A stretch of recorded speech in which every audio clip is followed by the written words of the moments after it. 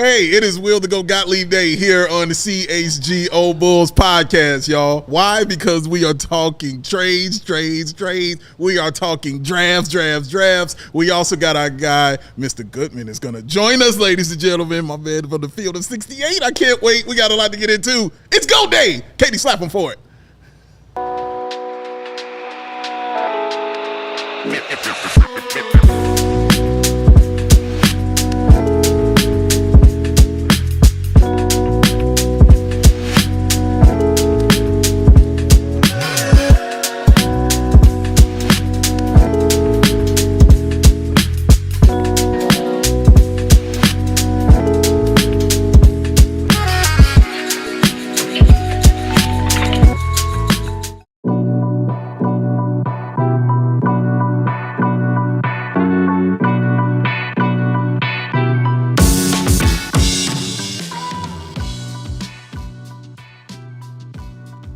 What up, y'all? CHGO Bulls podcast is on your airwaves. It's hot. That's why the camera's taking its time getting on, because it is hot out here for all the right reasons. Call 8664 Seasons, ladies and gentlemen. All right, take somebody. Big Dave rolling with you. Bow Sports, BAWO Sports is where you can find me. This gentleman over here is Will the GOAT Gottlieb. You can follow him at Will_Gottlieb. And returning to her throne is the one and only Katie Duffy behind the one and twos. Is Katie. I took 2 days off and I came back and I hit the wrong button and everything is broken and I don't know what's happening. Good to hear from you too. I hit the intro video. There was no intro video. Then the camera was broke. I don't know what's happening. Oh my Lord. All right. That's how a hello goes, guys. So yes. That's how you know it's a good vacation. Yes. That's what you know. Forgot what was going on. But thank y'all for being here. Thank y'all for hanging out. We got a lot to get into. We got a lot to discuss. Bulls have definitely made some moves as far as their personnel is concerned. Also, mock drafts, we are going to go over them. We're going to break a few of them down. We got a special guest. Our guy, John Goodman, is going to join the show with us today from the field of 68. And Jeff Fischer has dropped some news about the Chicago Bulls maybe trading up. We'll see how it goes, man. But first, it's draft week. So guess what? We're going to give you a deal for it. You, just for being awesome and being special, you're going to get a deal. You can become a diehard, ladies and gentlemen. It's the Make Your Move sale, y'all. $36 intro offer. You see why $79.99 is crossed out? Because that ain't what you're going to pay. $36. That's the intro offer, y'all. Unlock the premium access and exclusive perks for just $36. That is 55% off. That is 2/5. GOAT's Die Hard Draft Guide. You can get that when you become a Die Hard and you sign up, y'all. So save some money, become a smarter fan, because that's what this young man will make you, and all the great writing that is done by all the great beats here at CHGO. Bears, White Sox, Cubs, all of them. You can get all this, y'all. $36 a month. Going to sign up. Intro offer. And also, we'll be covering that draft tomorrow, GOAT. Starts at 7 p.m. tomorrow. We will be here, sitting here, watching the NBA draft along with you all. Won't you come and join us when we do so, as the Bulls announce who they will be taking at number 12. How excited are you, Will the Go Gottlieb? I am very excited. Yes. As the great Borat once said, I'm very excited. Yes. It is GOAT Day, ladies and gents. That's what it is. And what's great about it is, like, in the past, I feel like the draft was kind of its own thing, and then free agency would hit and trades would kind of be around it. Right. Now it's like, it's all just happening. Like, we've already had 3 massive, well, I shouldn't say massive trades, but we've had 2 pretty huge trades and a couple more that have been pretty surprising. So last night there was some action. We'll talk about that maybe on a separate pod about the Drew Holiday trade and what the implications are for the Bulls there, because there are some interesting ones. Yeah. But I just love that it's all happening, and like the finals was only a day ago. Like, it's just the eyes are dancing. It's just awesome. He's just ready. It's just awesome. Also, tune in to All City NBA, because that young man was on that show with the one and only Tim Legler. Yeah, we talked a lot of trades. We talked a lot of draft stuff. So if you're interested, Legs and I had a great conversation on All NBA. All right. And speaking of that, let's get into the moves that the Chicago Bulls themselves have made. They have hired a new director of basketball research and development. Apologies if I get your name wrong, sir.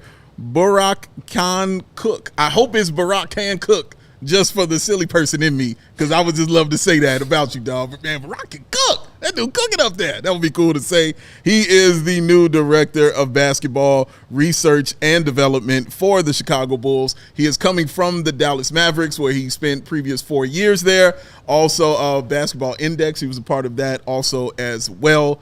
This is analytic stuff, so does this make you excited?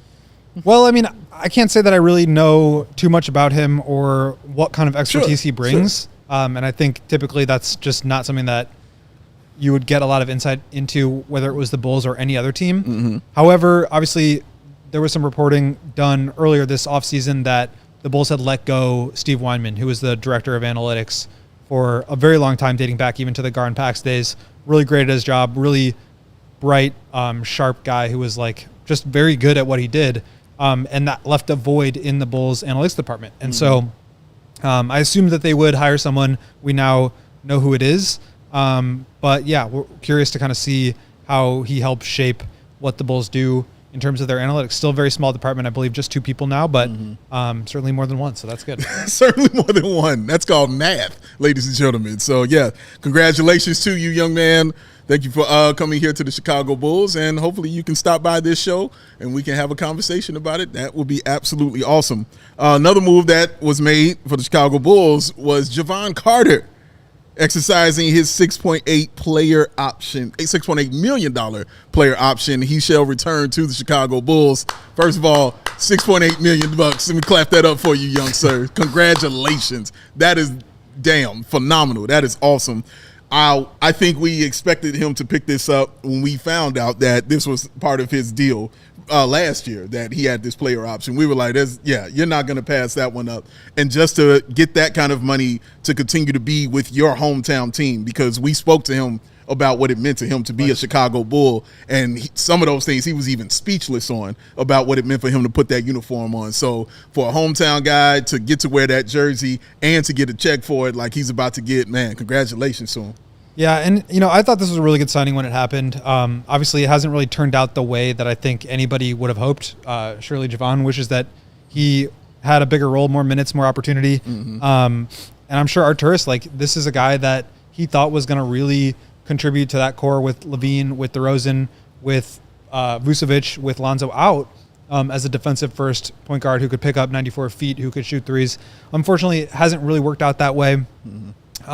But I thought it was a good signing at the time, and now on an expiring contract, he could be aggregated into a deal in a trade if you wanted to consolidate some salaries and move on from him, or he, along with a bunch of other players, I believe $94 million of salary coming off the books going into next year, which opens up a lot of space. So, he's a good locker room presence, especially the young guys really gravitate towards him. He's always joking around with Dalen and Julian in the locker room after games, and really a hard worker, really gets his work in, incredible shooter, and just a workhorse in practice, really sets the tone that way. So just so many guards on this team, it's been hard to carve out a role, but certainly, as you said, Dave, to be expected that he would pick up that option, and now we'll see how Arturas navigates following that. Correct. I mean, it just puts another guard back on this Bulls roster. But like you said, someone who was definitely good for the team. I've always noticed him on the bench. It's one of the things I look at when I'm watching the games is how engaged guys are on the bench, and he is always the first one up to congratulate the teammate when they hit a three, when they do something well.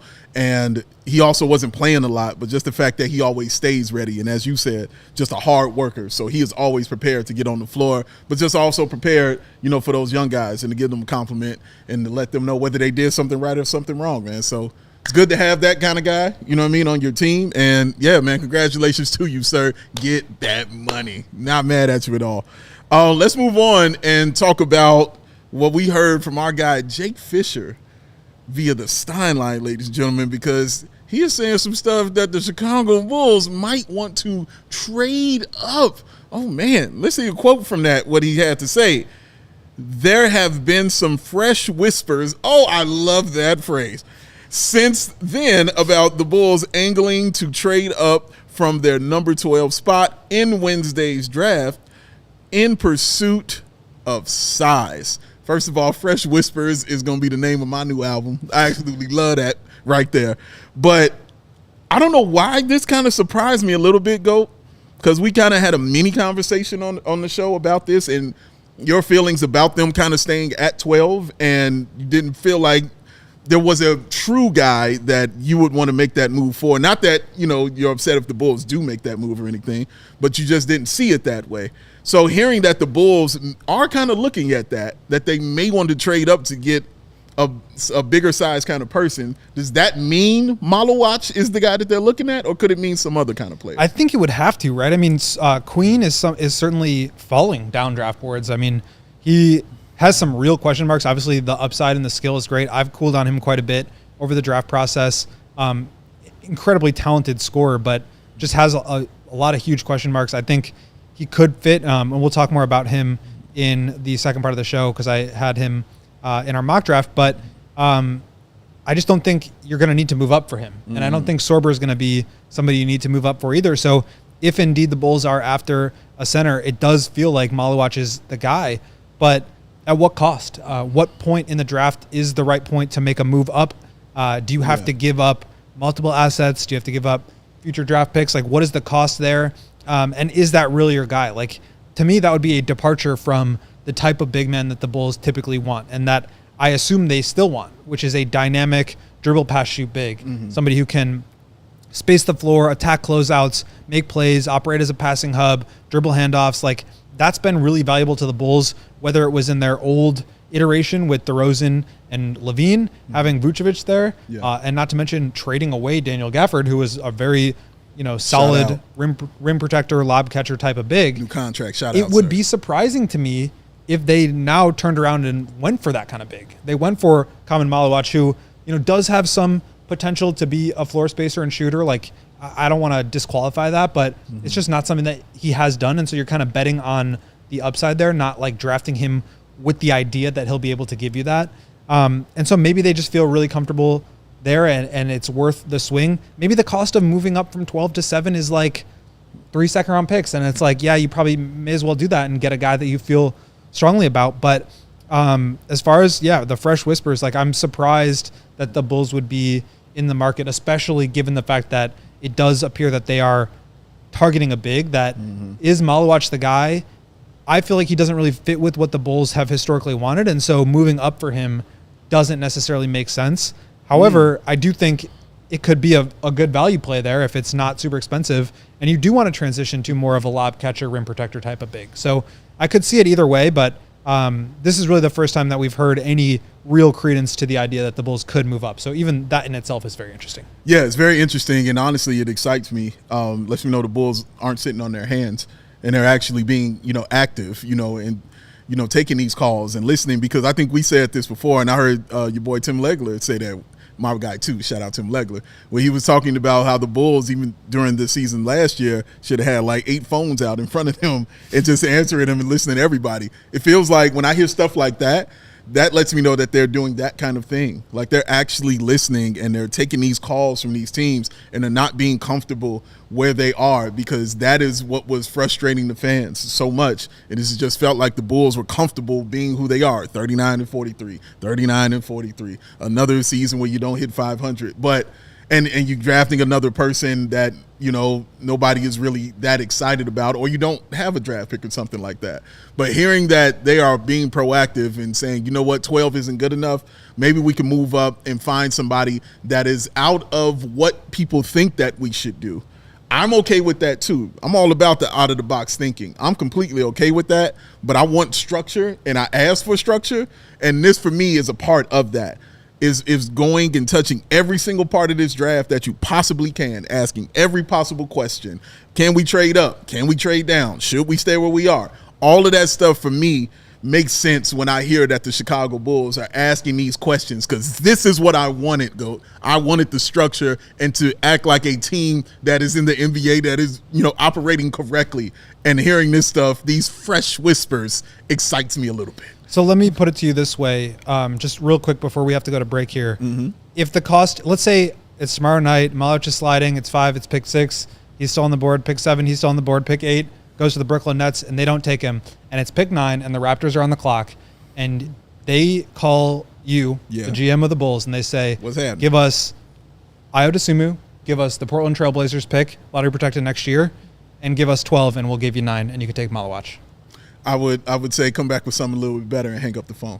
All right. I think that's a little too much. You know what I mean? Like, I just think it's a little. What about just the Blazers pick?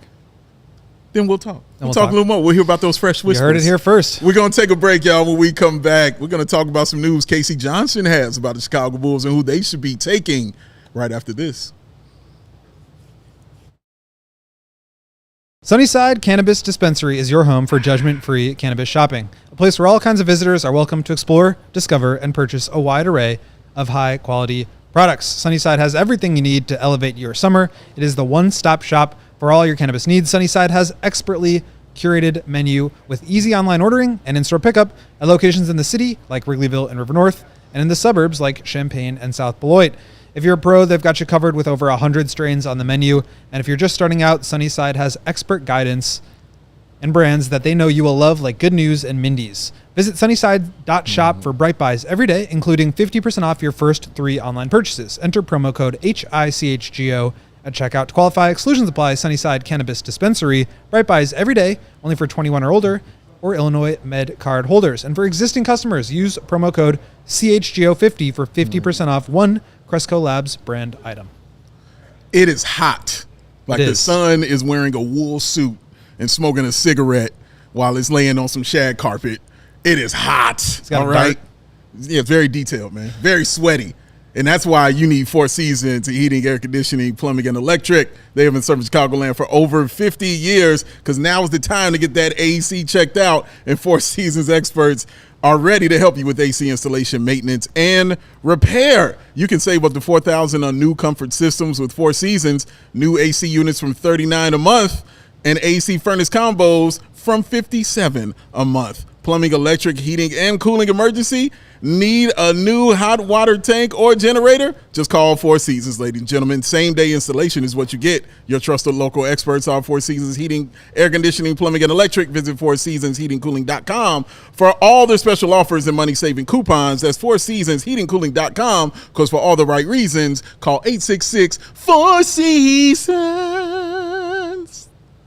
Well, I hit that right there. Shout out to me. CHGO Bulls podcast, hanging out and rolling along with you. That is Katie on production. That is Will the Go Gottlieb over there. I am Big Dave. Casey Johnson, colleague, shout out to him, had some news on his show, sir. Talking couple of nuggets. Just a couple of nuggets or two about the NBA draft and who the Chicago Bulls may or may not be looking at to take. And the two names that he said that the Bulls will be looking at number 12, or maybe looking at number 12, Collin Murray-Boyles and Noah Essengue. I'm a little surprised.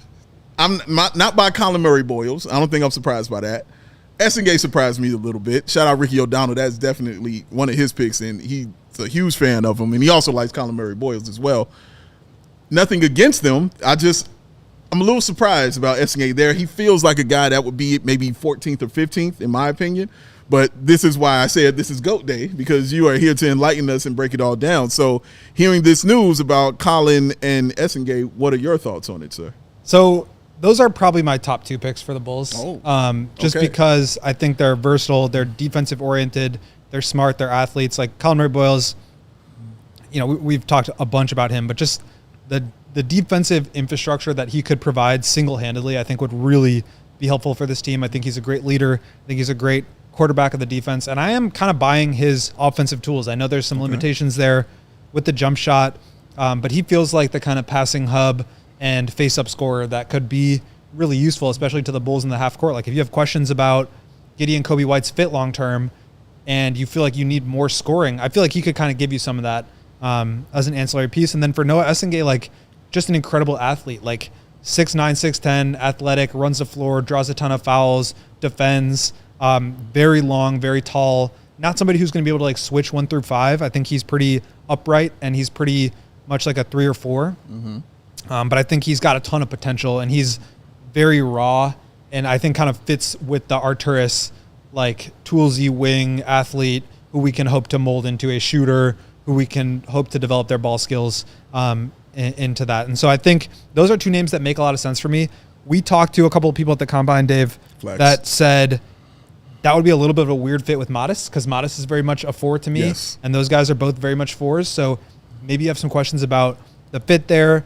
But I think that those guys are talented enough that they could be really good picks. I actually think Essengue is probably going to be a top 10 pick. Wow. There was just a bunch of stuff about him, and we're going to talk about him later on the show, but he basically left early from his team's playoff run in Germany to be at the draft tomorrow night. And he was just in an interview that I was watching before we started recording. And he said that like the players he models his game after are Pascal Siakam, Scotty Barnes, and OG Anunoby. It's like, what team do we think he's going to? Probably the Raptors. But I do think that just his upside, his athleticism, his tools make him a top 10 pick. And if he's there at 12, I think they should probably go for it. So those guys, I think, fit the bill of what the Bulls need.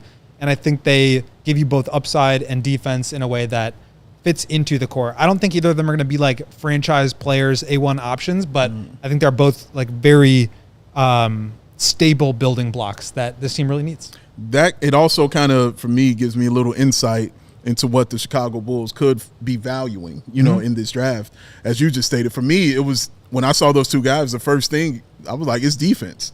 It's clearly what you're valuing here. It's defense in your front court because it is a need. It is a true need, not just to have a front court player, but one that is actually a defender, because the best one you have is a true help defender in our guy, you know, Modest Uzelis. Really good help defender right there. But these guys, both of them coming in at that young of age and can impact your team immediately as far as the defensive end, that also says for me, these are not guys you're going to bring in to put on the bench. These are guys you're bringing in to start immediately on your team. And maybe that's why I didn't have Essengue so high, because I'm thinking of Modest Uzelis. And I'm like, I don't see him as a 3. I see him more as a 4. Maybe you could cheat at the 5 a little bit, you know, with him. But he doesn't strike me as a guy that kind of fits, you know what I'm saying, right with that. But when you're a guy who's a defensive first kind of player, it's easier to fit in, you know what I'm saying, with anybody, because you don't need the basketball to truly make your impact. But I can see both of these young men fitting, you know what I'm saying, kind of on this team. Which one do you feel, I guess, and this is maybe putting you on the spot a little bit, but which one do you feel like kind of best fits in with this Bulls team? I think either of them fit really good, and that's why I like both of them as options. I have Collin Murray-Boyles right now on my not quite finalized, but pretty close big board. I have him 8 and Essengue 9, so very close together. Oh man, okay. I think like if you're talking about fit with Modest, like yes, they maybe both play the 4, but certainly CMB, like he can guard the perimeter better than Modest. I agree. He can also help and protect the paint. He can quarterback things. He like his skill set doesn't really overlap with Modest, even if his like size does. Which is why I didn't mention him. Yes, I think Essengue overlap is a little bit more. He overlaps a little bit more from a skill set and from a position standpoint, whereas I think CMB kind of just gives you a different look. Yeah. And those guys could actually mesh well together. So I probably lean CMB, but like I said, those are probably my top 2 choices for the Bulls at this point. There's a lot of other considerations. Do they need a guard? Will that pretend to trade? Do they need a big man? Will they reach for somebody, even if they're not like the perfect fit for what they want to do?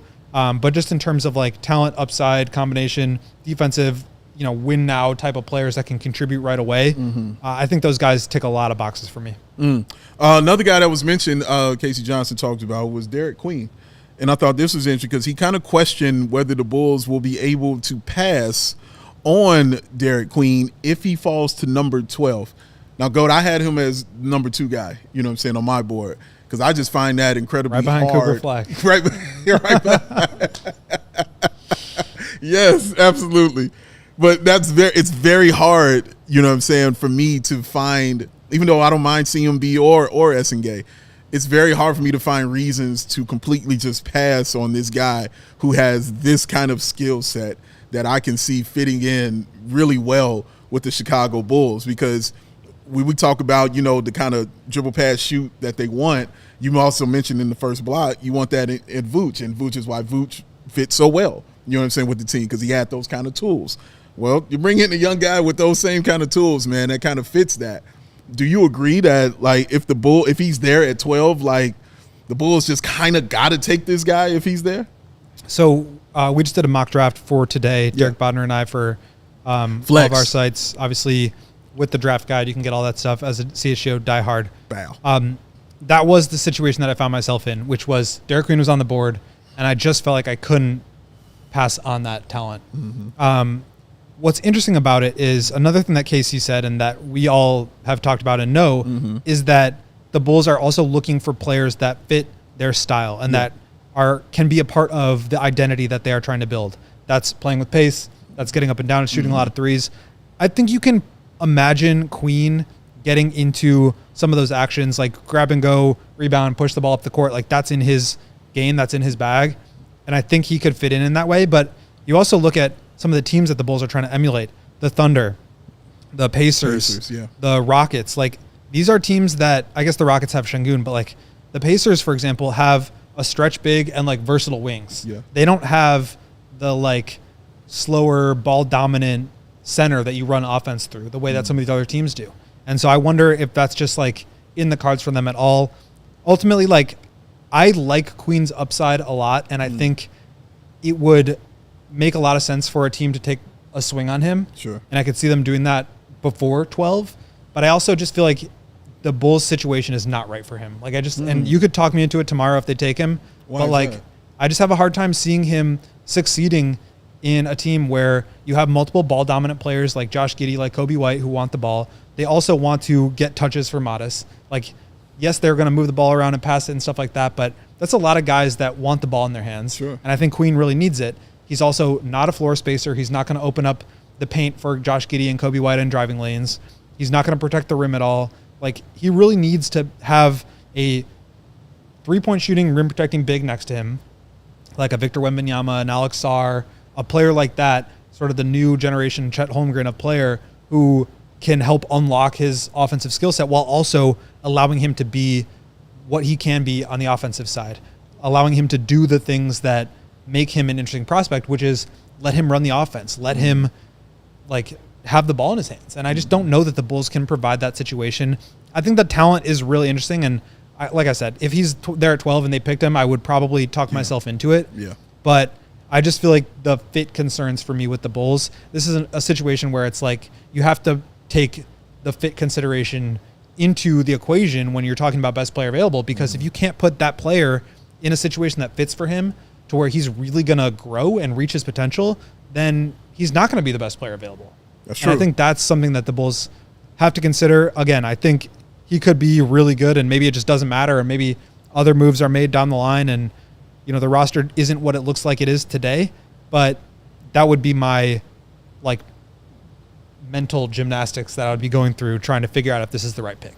I think that that wouldn't be enough to deter me from it, because I would say that would be a coach's issue after that. If I'm providing you with all this talent and, you know, on my team, it's up to the coach to find out how to maximize that kind of talent.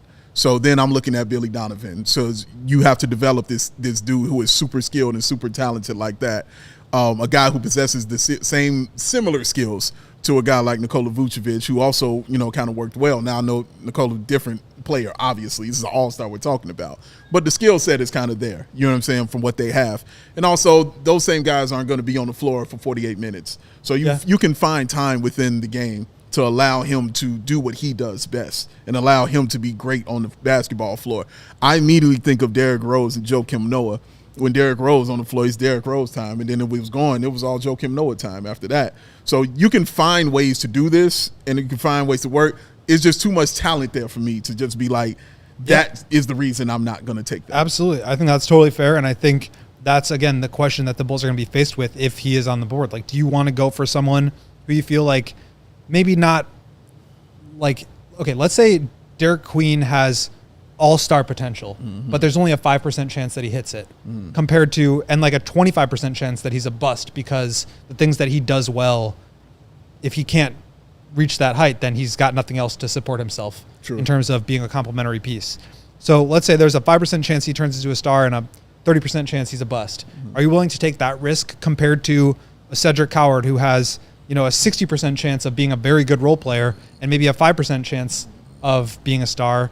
Or Carter Bryant, who has, you know, a very, very small percent chance of being a star, almost zero, but it's very hard to imagine him missing and not being able to contribute. Like, part of me feels like the Bulls in the past, the way that they did it was draft wings, get defensive guys that can help grow on the perimeter, and then make the trade for the big. Because that guy is just hard to find in the draft. The guy who does it all, who can run offense, who can dribble, pass, shoot. That's a hard thing to find, and I wonder if they wouldn't try using that same strategy again next time they make a big swing. Casey also suggests that the Bulls may look to draft and stash at 45 in the second round. That will be very interesting. Oh, my God. Think of Marco immediately, and I got scared. Coming up after this, y'all, our guy, Jeff Goodman, is going to join us, and he's going to hear me praise him for his amazing podcast and his basketball takes about the NBA draft. Come on back and enjoy that. CHGO Bulls. There are rules in life, kids. Don't touch the quaff. Better hit the like button or Katie's going to smack you. And, of course, don't get biff. Do not go to that big box store, ladies and gentlemen, and try to talk to some 16-year-old who has never worked in flooring and ask him flooring questions. He don't know. Oh, what are you talking about? I'm very lost. You could have stayed at home and had that shopping home convenience that you only get with Empire Today. They're flooring experts, dedicated flooring professionals whose focus is on flooring every single day. With Empire Today, you get that clear upfront and all-inclusive pricing. Plus, you can schedule installation as soon as the next day. Schedule a free in-home estimate today because some things are just better at home. CHGO listeners, you can receive a $350 discount when using that promo code CHGO. You heard me? A $350 discount with the code CHGO. Restrictions apply. Visit EmpireToday.com/CHGO for full details. 588-2300. Go! Empire Today. And whatever the sport, Dave, the app to bet is Circus Sports Illinois. Circus Sports, it's sports betting the way it should be. Circus Sports Illinois has high betting limits, low holds, and exceptional customer service. That's what I heard. Means no AI chatbots. No one's out to get you, Matt Peck. Even though you're not here today, you are safe and sound knowing that Circa does not have AI chatbots. You can bet on all your favorite teams in every game this season. It is MLB season underway. But we also got the NBA draft coming up tomorrow, as you may know. We've been talking about it all show. You can bet on what player's going to go drafted when. Somebody can be a top 5 pick. Who's going to fall where. You can bet on all that stuff. Spreads, props, futures, or in-game live lines. Circa has it all. You can fund and bet like a pro from anywhere, anytime in Illinois. So download your new bookie today at circasports.com. Must be 21 or older. If you have a gambling problem, call 1-800-GAMBLER. Rolling along with y'all, CHGO Bulls podcast. Big Dave, Wildergo Gottlieb, Katie on production. Make sure you're hitting the like button and continue to drop your comments and crash out in the super chat if you so desire. But we have a special guest with us right now, joining us on the show. He is the co-founder of the Field of 68. You can follow him on Twitter at Goodman Hoops. He is a basketball analyst and just an overall scholar and a wonderful guy who has many leather-bound books. Shout out to him. That is the one and only Jeff Goodman, ladies and gentlemen. How are you, sir? What's up, guys? How are you? Everything good in Chi-Town? Right? It's very hot. It's very ridiculous. Not a fan of it, but I'm dealing with it right now, and it's okay. I do want to say this to you, Jeff, man.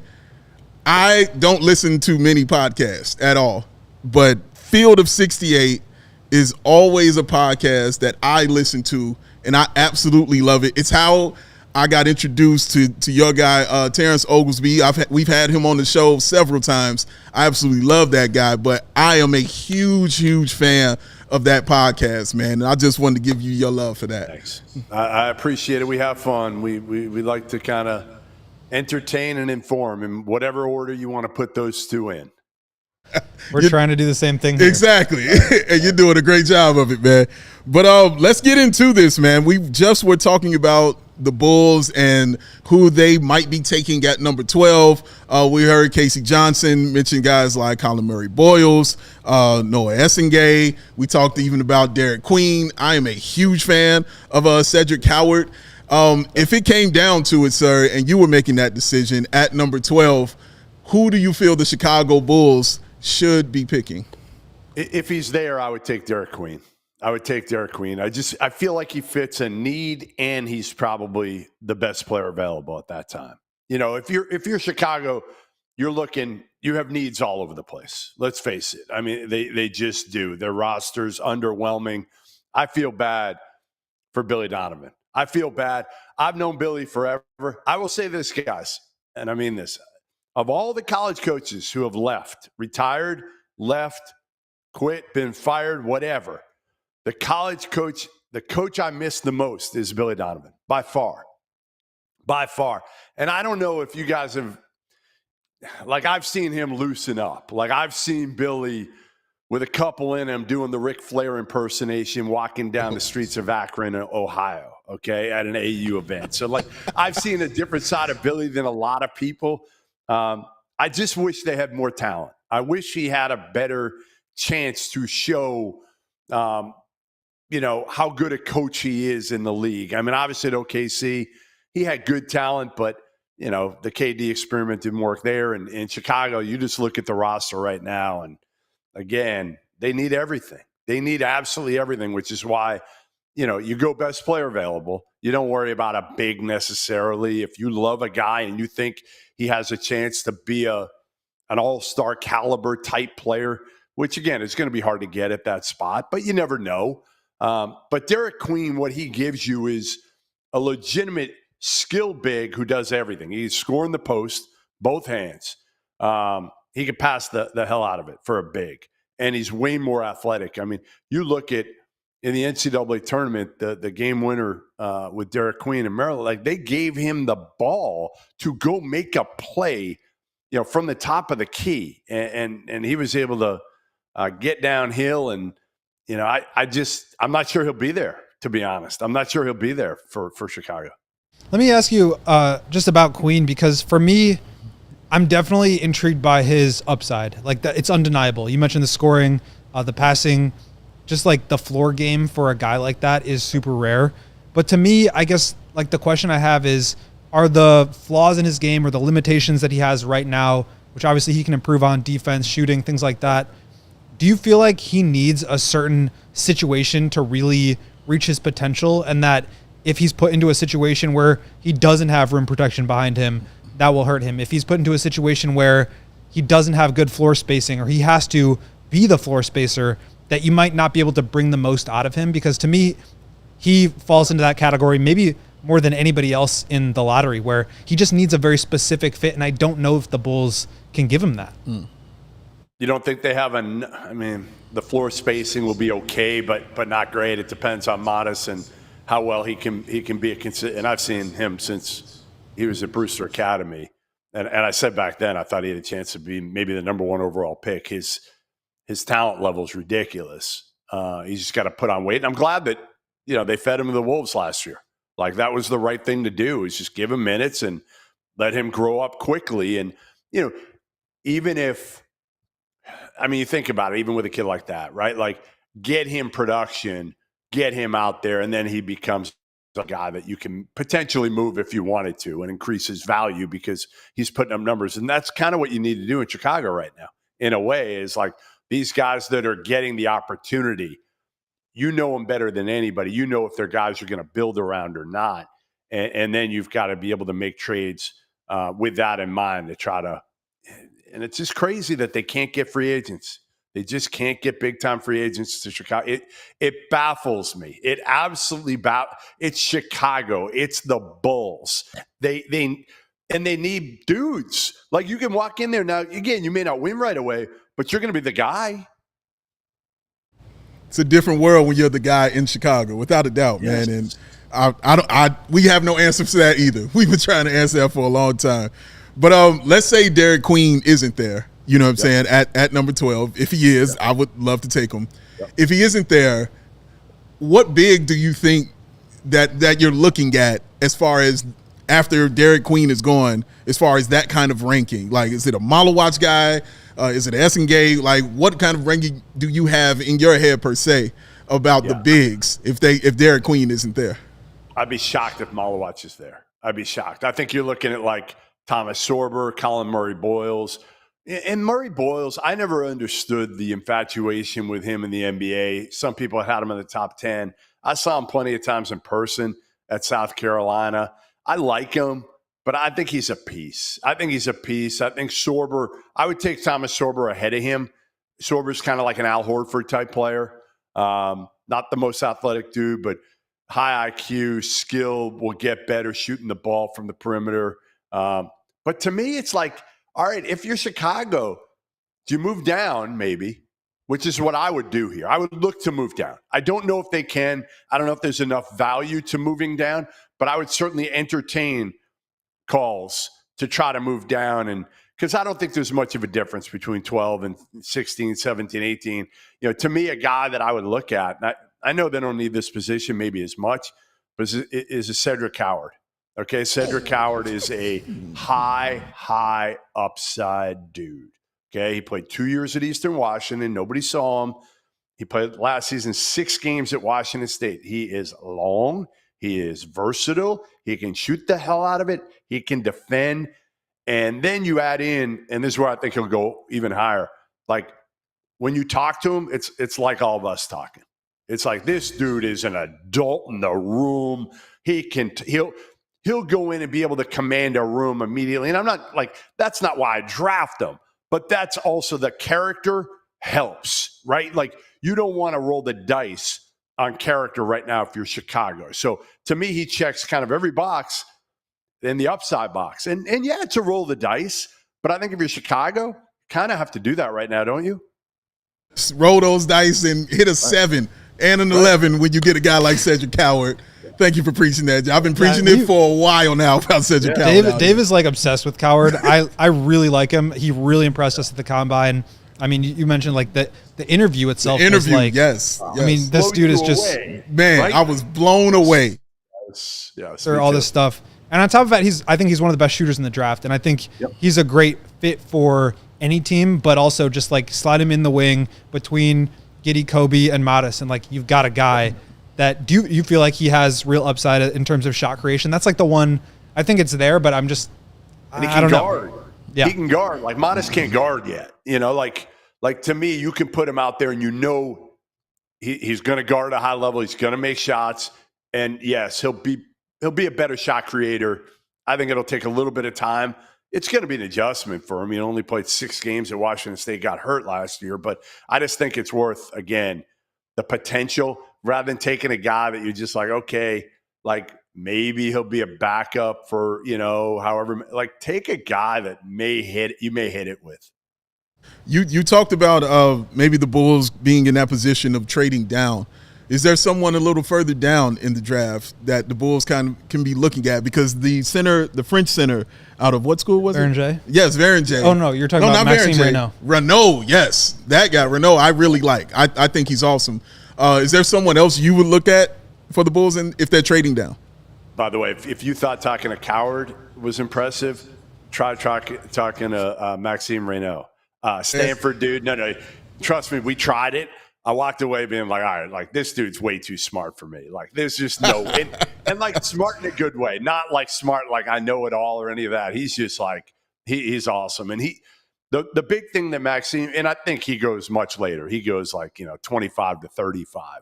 But he showed the ability to stretch it this year and step out and make threes.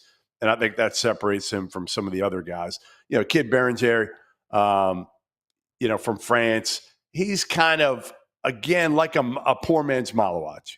That's kind of what he is. More defensive minded, not going to give, he'll protect the rim and all that. But again, to me, I don't know. I'm looking for a guy, if I'm Chicago, that can give me, like, I'd roll the dice and like, bro, go down and get Jace Richardson and take a shot on a kid like that. He had 1 year at Michigan State. He's scratching the surface of what he can be. A combo guard, he's small. That's the only thing. He is small. But a guy like that, rather than, I know people are going to talk like a Liam McNeely, good player. He's going to be a good piece. You know what he's going to be. Danny Wolf, you kind of know what he's going to be. Some of these other guys, it's not a great draft, guys. It's not a great draft, which is, to me, that 12 range is going to be interesting to see what's there. And then if you love a guy, take him. If you don't, trade down or trade out. Trade out if you can. If you can, because somebody else may love a guy at 12. That is a spot where somebody may really like a guy, and you may get good value for that pick. What about, we've talked a lot about the first round picks, but the Bulls have 45 as well. I know with like NIL, guys like Yaxel going back, just a bunch of them. LeBaron Philon was a guy I kind of liked in the late first round. Who could potentially be there around 45? Any upside swings there that you feel like could be a good fit for the Bulls? I mean, I love Elijah Martin. He could be there at 45. Kid from Florida who I've known for a few years from his days at FAU. Remember, I mean, he went to the Final Four at FAU, which is crazy. And then he won a national title at Florida. Elite defender, tough. The only thing is, again, he's like my height. He's like 6'2.5", 6'3". But he plays bigger. He's tough. He's hard-nosed. He can score. He can accept a role. That's all you want. With 45, you just want a guy who can stick, right? Like, do one thing great. And Elijah Martin can really guard a high level. And he'll bring you that toughness, which I think Chicago needs more of, right? They need more of that. They need to get some, for lack of a better word, like MFers in that locker room, right? Elijah Martin is one of those guys. So to me, I don't know. I take a shot on a guy like that at 45. We know we got to get you out of here, but before you go, I have to ask you this. Can you please give the people your favorite Billy Donovan story that you can say to us on air? I mean, again, it was walking down the street, like right after Billy had turned down the Magic. We're in Akron, and we're out at like a brewery or something like that in downtown Akron. It's LeBron James's camp at that point, right? It's his camp in Akron. They had it for a few years there. And we went out for a couple cocktails after it was over one night. And he's telling the story to me of, again, him, taking the Magic job and going back and all that. And we're having a few. And we're walking down the streets of Akron, and it's like desolate. I mean, there's nobody on the streets. And I don't even know how I got him going with it. And it was unfortunately, it was video, cell phone, where, I mean, that thing would have went absolutely viral if we had that then. But he's doing the strut, the Ric Flair strut, yelling, hollering. I mean, if you see him, if you talk to him, ask him about it, because I'm telling you, he was in rare form. And it was great to see him this past year. I didn't see him for long, but when he got inducted in the Hall of Fame out at the Final Four, I saw him for a few minutes. And like I said, man, that dude, he's just the thing with Billy Donovan that makes him special. The thing that to me stands out with Billy and almost every other coach I've met in any sport at any level, when that dude is with somebody, he is locked into that conversation, especially these days with this, right? We're all like looking at our phones and we're distracted and this, and Billy is so like focused to whatever he is, that task, that person, whatever it is. And I don't know. Like I said, I miss him. He might be my favorite person. And I know we're supposed to be objective doing this job, right? Of course, but you're going to be skewed by the people you meet along the way. And I'm not saying like I'm rooting for the Bulls because of Billy Donovan or anything like that, but he might be my favorite person maybe I've ever met doing this job, whether it comes to again, I've covered, Red Sox, I've covered hockey, I've covered a little bit of the Patriots, you name it, I've covered it. Obviously college basketball. And, yeah, I love Billy. I hope the Bulls get it going. I hope they get him some more talent. I hope they pick somebody at 12 that can play and really help him right away. Well, to be the man, Jeff, you got to beat the man. Shout out to my man, Jeff Goodman, joining the show. Field of 68 is the podcast. We really appreciate your time, man. Thanks for coming on, and don't be a stranger. You're welcome anytime, sir. Thanks for having me, guys. Appreciate it. Hope all is well, and stay cool out there. My man, appreciate you, bro.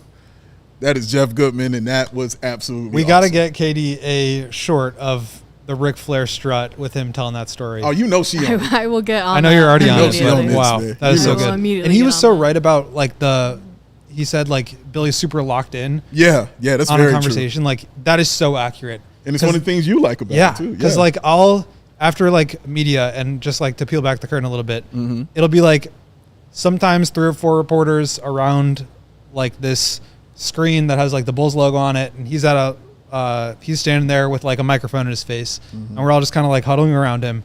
And sometimes it's like a bunch of cameras and there's like TV people and there's 35 people.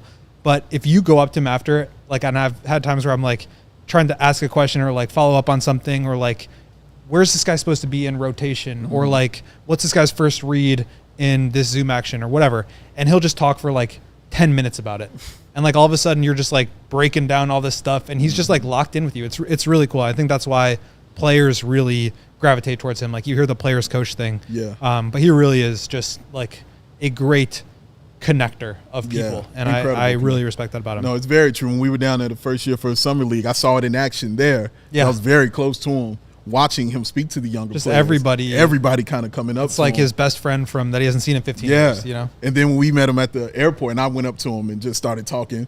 He and I, just in that conversation for that moment. You know what I'm saying? At the baggage claim. So yeah, absolutely right about that. Very cool stories from Jeff Fischer. Knowing he's doing some wrestling stuff, that's near and dear to the heart right there. And my favorite wrestler, and Ric Flair, can't go wrong. Billy Donovan just went up a little bit. Just a little bit of my book, sir. But he's right. He needs some help. Hopefully the Bulls can get it in this draft. Let's take a quick look at these mock drafts. Yeah, we got a bunch of them. This is GOAT Day.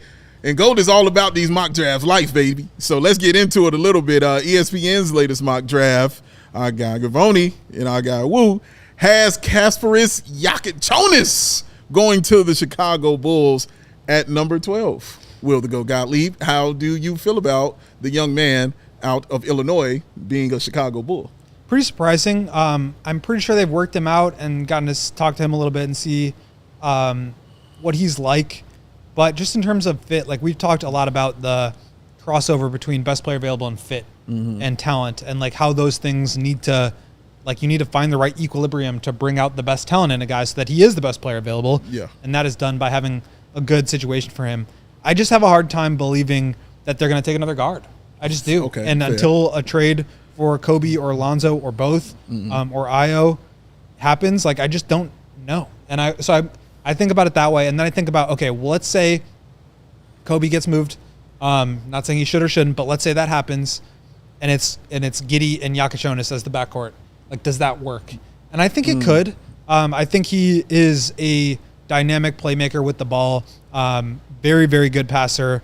And I think you add, like, Kobe, I think, is a good passer. Jakucionis, I think, is a very good passer. So you add a little bit there. The step back three has been a work in progress. It's been something that has come and gone over the season. But, like, if it hits, you're looking at a player who has similar attributes, I think, to Tyrese Halliburton, who can be a really high-level passer, run pick and roll, but also play away from the ball, be a very good shooter, but also has some of those same limitations where the driving, the physicality around the rim leaves a little bit to be desired. So I could see him fitting with Kobe or with Giddey. Maybe it's a move there. Maybe it's you want a really strong three-guard lineup and you want all three of them and they can all work together. At the end of the day, I just feel like this team has a lot of needs. And I think Jakucionis isn't going to be so much better than some of the other guys that are available at 12 to where that should be the tiebreaker, right? Like usually it's like, you factor in all these things and then what is the tiebreaker there? Maybe it's you have the guy that fits, or maybe it's this guy's just more talented. And so I just don't see that being the tiebreaker there because the talent I don't think would be higher than Queen or higher than some of the other guys who maybe also fit better. Yeah, and I would say the defense also. Having a backcourt that isn't great defensively, we already saw that. And I don't want to continue to add to that on this team, man. But I have no problem with it. I think he can play. I think he can definitely be a piece on the squad, man. Like his size and his shooting and his creativity, I think will come to fruition for sure in the NBA because he's not scared at all. And that's one of the things I always liked about him. He's not scared at any moment or anybody on that floor. So, yeah. But for the Bulls, I would say no. Ricky O'Donnell has changed because last time Ricky O'Donnell had Noah Essengue to the Bulls at 12. His new mock draft has the Bulls taking Collin Murray-Boyles, ladies and gentlemen. There you see him right there. Of course, that physicality and that defense that young man has. But that shooting is definitely a weakness. And as I told you, when it's a guy whose weakness is shooting, but they're still putting up solid numbers as far as scoring is concerned, that's always a plus to me. Yeah, I'm a big fan of Murray-Boyles. I wouldn't say I'm really ecstatic about him, but I think he's probably the best fit in terms of best talent available, best fit, solves a lot of the Bulls' problems and has upside. And I think he kind of ticks all those boxes for me in a way that probably nobody else does. So I really like him. I like the fit. I wonder if he's going to be gone now. the Houston Rockets now have the 10th pick. Yeah. And for me, he is like the perfect fit there. Yeah. And so I wonder if he's off the board. Because with him, it's like similar to Queen in some ways, where you kind of want to have the right situation for him because you don't want him to be floundering where he has to be a floor spacer. Like if he's playing with Luka Doncic and he's got to be standing in the corner shooting threes, like you're not maximizing any of his skills. You're not letting him do any of the things that make him good. And so I would have a hard time imagining him in that context. But with the Bulls, I could see him really like thriving as the defensive quarterback and somebody who can help be like the guy who facilitates the offense. Is it because, he kind of will have his own space to kind of be that defensive guy? Like the Bulls don't really have that guy. Well, they'll need him to be. They'll need him to step in. It's not like we need you to be like the guy who guards the guards on this team because we've got other pieces. It's like they're going to build their defense around this guy. Gotcha. I think that's how good he is. That's what I'm asking, yes. And so I think it'd be a great fit. I do wonder if he'll be on the board anymore, but certainly someone who I could see being there and also really, having a great career. Again, I agree with Jeff, though. He's not a star player, but he's a very good piece. There was another writer who, I don't know how they got in here, Will the Goat Got Lob is going to go ahead. Sounds fake. Yeah, this is a made-up name, Fake clearly. news. Clearly Gottlob? made-up name, yeah. The good old Gottlob, my guy, has Derik Queen mocked to the Chicago Bulls, something I love to hear. Definitely like that young man. Think he's definitely has real skill and super talent. In how you just said, Goat, about Collin Murray-Boyles kind of not being there. I have that same fear for a guy like Derik Queen. Jeff Goodman, I mentioned the same thing about him not being there. But if he's there, I mean, for me, it's a no-brainer. If my man Cedric Coward isn't there, then I'm taking Derik Queen. This is kind of a weird take, but I almost hope he's not there because I feel like it would be too hard for me to pass up, and I'm just not sold on him. Okay. For the Bulls. I think if you put him in Washington or San Antonio, he's going to be a stud. Because he can do anything. The Bulls don't have Victor Wembanyama that can like clean up the mess and space the floor. They don't have Alex Sarr who can do a lot of those same things, obviously not at the same level. So I just have a hard time seeing him being his most successful. But I agree. Like there's just too much talent there to pass up at 12 if he's there. And that's kind of why I went with this pick in our latest mock draft. I feel like he fits more with the dribble, pass, shoot skill set that the Bulls are looking for in a 5. And I think you could see him being successful in the Bulls' fast-paced offense. I think he just also has some big question marks that you're just going to have to solve in other ways. And that's okay. But like that is true. Yeah, no, this is true. I like him. He's number 2 on my board. I think he's awesome. Our guy, Sam Vicini, has got another pick here at number 12 for the Bulls, Carter Bryant. I'm curious as your thoughts on Carter Bryant. We haven't really talked a ton about him, but I also saw your guy, Keandre Ashley, had Carter Bryant as a guy the Bulls should be looking at to take at number 12. The more I watched on his video, the more I was pretty impressed with this young man that he could turn into something that has tools to do pretty much everything on the floor. Yeah, I think there's a lot of guys that come into the draft that it's like 6'6" wing who can be a really good 3-and-D, or 6'9", 6'10", can't really switch onto the perimeter, but like still gives you good floor spacing and, can be a good defensive player, but just not quite as versatile. There's not a lot of guys that are like true 6'8", true elite athlete and true elite shooter and can guard 1 through 4 at a high level. And I think Carter Bryant can do all those things. So I think he really is like I'm trying to think of another guy like that in the league, but it's like Mikal Bridges. He's bigger than Mikal Bridges. Sure.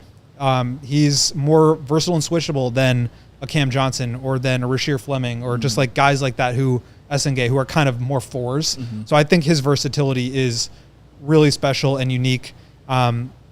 He talked at the Combine about finding ways to play more with the ball in his hands, to create more. I don't know if I see that. He's certainly young enough to where you could develop it, but like I don't expect that from him early on. But if you can get more of it, I think that's great. But even just being an elite 3-and-D wing with that kind of size and versatility, I think is a real value add for the Bulls, even if I don't think there's a ton of upside there in terms of like star equity. Yeah, he's somebody the Bulls should be actually looking at on the board. I think he could also very, very easily be a top 10 pick. Yeah. Oh, whew. It's a lot to get into more, man. NBA draft happening tomorrow. 7 p.m. is the start time, ladies and gentlemen. Come join us right here, CHGO Bulls. We will be here covering it. Matt Peck will be in this seat, ladies and gentlemen, leading the way for everyone. We will all be in full effect covering the NBA draft. Cannot wait to see you all there. Cannot wait to see who the Bulls pick. Hit the like button on your way out. Thanks to the one and only Katie Duffy on production. That man over here is Will the Go Gottlieb. Read all his stuff and follow him at Will_Gottlieb. Sign up to be a diehard. Sign up to be a diehard. $36. I'm Big Dave. Bow. Sports is where you can follow me, y'all. We'll see y'all tomorrow. NBA draft. Cedric Coward. We out. Cedric Coward. We all silly like the mayor.